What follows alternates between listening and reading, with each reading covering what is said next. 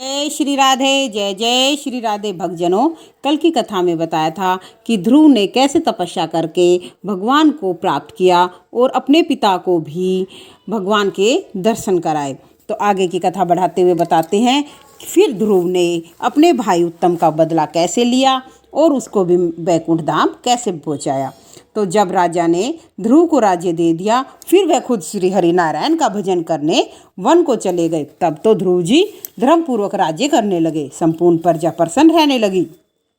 ध्रुव जी अपने सौतेले भाई उत्तम कुमार को राजकाज का बहुत भार सौंप रखा था। वह भी प्रसन्नता पूर्वक ध्रुव जी की आज्ञा का पालन करता था। एक दिन ध्रुव का छोटा भाई उत्तम अपने सैनिक को लेकर वन में शिकार खेलने गया। उस समय उसकी माता सुरुचि भी उसके साथ गई और वन में जाकर एक सुंदर स्थान पर डेरा डाला। सुरुचि को वहीं छोड़कर उत्तम कुमार अपने सैनिकों के साथ शिकार के लिए चले गए। वहीं पर कुबेर जी का विहार स्थल था। वहां पर अनेक यक्ष सैनिक रक्षा के लिए रहते थे। तब उस जगह उत्तम के साथियों ने मलमूत्र त्याग दिया। तब यक्ष रक्षकों ने रोका, परंतु उत्तम कुमार ने उन्हें खरी खोटी सुना दी, जिससे यक्षों ने उत्तम पर आक्रमण कर दिया।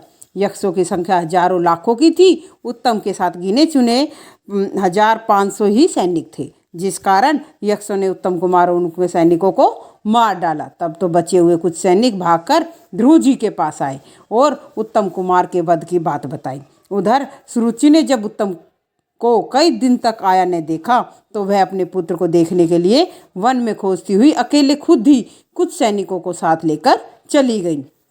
अचानक वन में आग लग गई और सुरुचि की भी मृत्यु हो गई।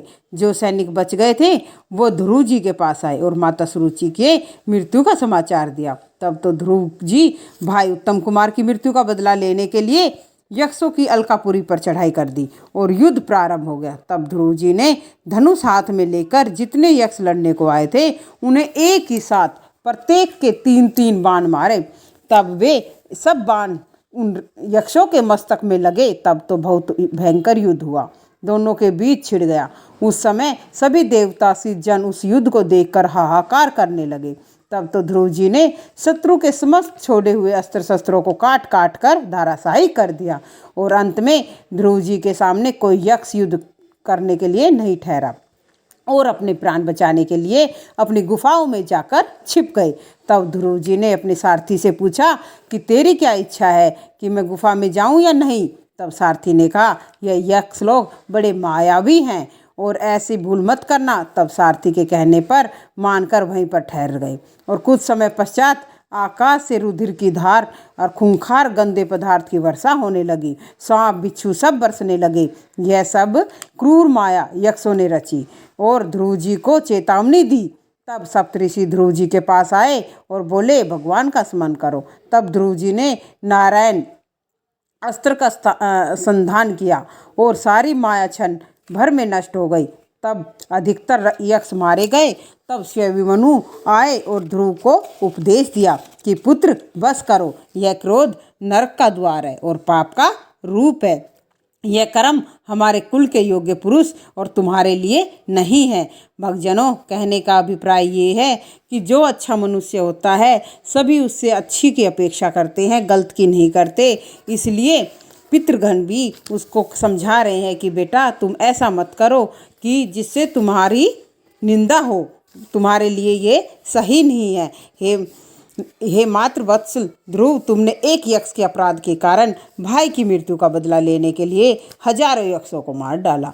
तब कुबेर जी भी आ गए और कहा, पुत्र मैं तुम पर प्रसन्न हूँ, तुमने युद्ध बंद कर दिया। समझदार लोग वही है भक्तजनों जो बड़ों की समझदारी समझ जाने पर समझ जाए। अब जो चाहे वरदान मांग लो। तब ध्रुव जी ने यह कहकर वर मांगा कि श्री हरि नारायण भगवान ने हमारी अविचल स्मृति बनाई है। तब कुबेर जी ने वरदान दिया और अंतर्ध्यान हो गए आए। तब ध्रुव जी अपने नगर को लौट आए और ध्रुव जी का विवाह प्रजापति शिशुमार की ब्रह्मणी नाम की कन्या के साथ हो गया, जिससे ध्रुव जी के 2 पुत्र उत्पन्न हुए। एक का नाम कल्प और दूसरे का नाम वत्सर हुआ। ध्रुव जी के एक दूसरी स्त्री थी और जिसका नाम इला था और नामना वायु की कन्या थी। उसे एक पुत्र उत्कल और एक कन्या उत्पन्न हुई।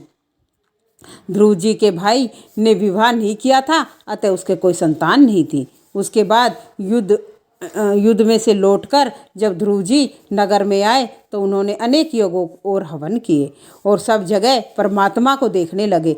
इस तरह ध्रुव जी ने 36,000 वर्ष पर्यंत समस्त भूमंडल पर राज्य किया और बाद में अपने पुत्र उत्कल को राज्य देकर आप भगवान नारायण के तप करने को वन में चले गए और भगवान के धाम को चले गए।